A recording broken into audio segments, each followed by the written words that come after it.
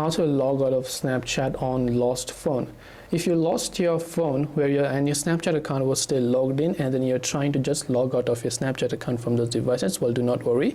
On a new phone, this could be your friend's phone, you can lend someone else's phone. Just first of all log into your Snapchat account. Right now, when we log into our Snapchat account, let's say this account is still logged in on our previous device or the lost phone in this case. Tap on the Bitmoji avatar from the very top left hand side of the screen. Once you tap the Bitmoji avatar, tap on the gear icon or the settings icon that you can find from the top right.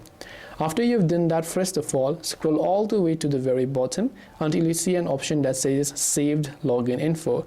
Now this option is for those if you have saved your login information on other devices. That doesn't necessarily mean your account is logged in, but if you have saved the login information, you can remove those by tapping the minus icon right next to it and tapping on the delete your login information from this. So tap on the yes option to confirm.